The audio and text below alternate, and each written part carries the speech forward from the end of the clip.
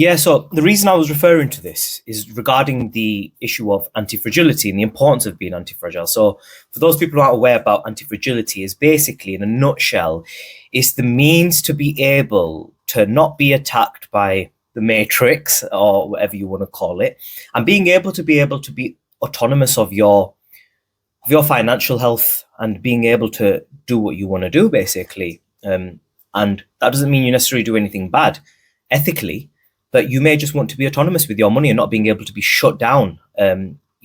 We've seen, obviously, and the reason I'm asking this is because we've obviously been speaking about Tate, and the Tate brothers have had their vehicles taken off them. They are currently in Romania. And I imagine they do hold some proportion of their wealth within cryptocurrency. Probably, I don't know, I'm speculating here, but I know they've spoken about their love for Bitcoin and that they believe, they believe in Bitcoin. I believe in cryptocurrency. They use it quite a bit, so obviously. But I wanted you to talk a little bit about the importance of anti-fragility for our viewers and why you need to be anti-fragile, and perhaps on the back of that you could just go into the Tate case as well and what's going on with them with their assets as well. Yeah, so the assets, as you said, were seized, and as were their Bitcoin wallets as well. Oh, okay. Yeah, so they were seized, unfortunately. So when it comes to Bitcoin, I agree with you. You need that. You need basically a scenario where you're not controlled by any government. You have this ability to basically move anywhere you want, and and a good example of that is COVID, where you essentially had the entire world or most of the world locked down. And if you haven't got this kind of anti-fragility, as you called it, you have a scenario where you're basically forced to, like, for example, in the US or in the UK, we were forced, for example, to be locked down, and then you're almost pressured to take the vaccine if you're in certain careers or certain jobs. So you need that in life. Now, in terms of Bitcoin itself, I have concerns about it, and I'll explain why. The concern isn't Bitcoin itself, but it's actions of the government against Bitcoin. The regulation, or the regulation of, for example, now in the US, they just created a bill which I'll just explain. It's the Restrict Act, and the Restrict Act was a bill that they created on the back of trying to convince people that they were going to ban TikTok.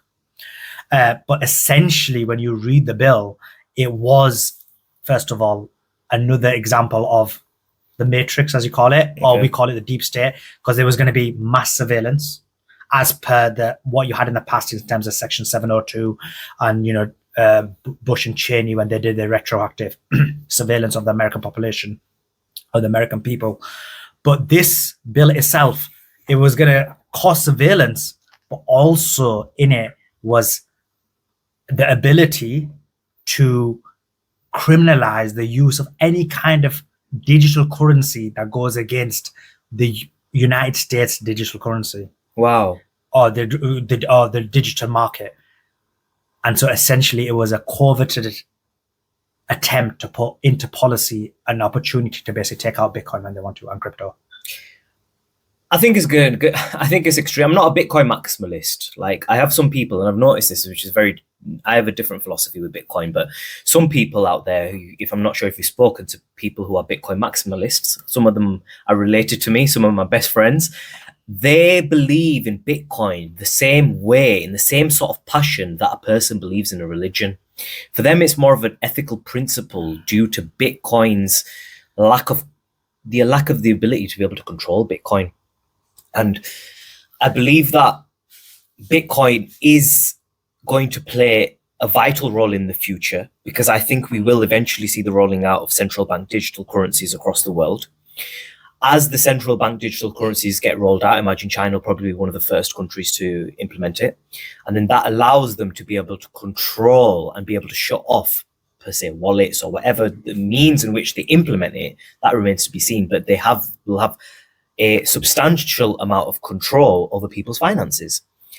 And I do think we're moving towards a world where we have a cashless society. I think that is inevitable. We are seeing that. I think there has been a push from the banks to do this. And I think that we will continue to see this ramp up of a digital world. We will. I totally agree with you. I actually think that what they will do is criminalize other currencies. Do you think Bitcoin will be included as part of that? Because criminalizing Bitcoin and other currencies, I believe that 99% are complete shit. Yeah, true. But Bitcoin, maybe Ethereum, and a couple, one or two at the top tier level, I believe, and particularly Bitcoin. Do you think they will criminalize them ones? Well, the Restrict Act was definitely put in place to give them the ability to do so, and we know once that power is given, generally speaking, they use those powers. So yeah, I do have concerns that they're going to do that. Hence why many people within the crypto industry also were vocal against the Restrict Act. So I wrote like a large thread against it. And part of it was about a cryptocurrency, but once the crypto guys found out about it, they became vocal because it is a massive concern. In terms of crypto itself, as you said, I mean, there are benefits to it, there are negatives to it, like the level of volatility is huge. I mean, you saw now where basically Bitcoin it's gone to 30,000. And it was only 20,000 just before the bank run in the United States. I was at an event, a blockchain event in London, not too long ago. Actually, it probably is a while ago, about a year or so ago. And there was a head of technology of the Bank of England was there. And I asked him about the use of the current cryptocurrencies that are in existence. I think obviously Bitcoin can't do it because it's for various reasons without going into depth on it. Bitcoin it's too clunky. It is it's more of a store of value than anything else. Well, also Bitcoin, as well, it's limited. Yeah, isn't it? So and I'm not degrading Bitcoin in the slightest. I own Bitcoin and I'm an advocate for it.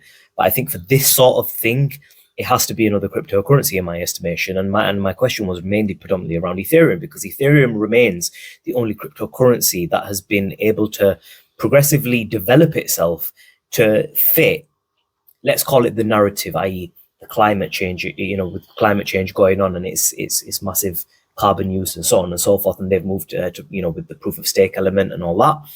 So, but the response was, we're going to develop our own central bank digital currency, and we're going to use that, and that's what we're going to use. And that's obviously Rishi Sunak has come out with this term.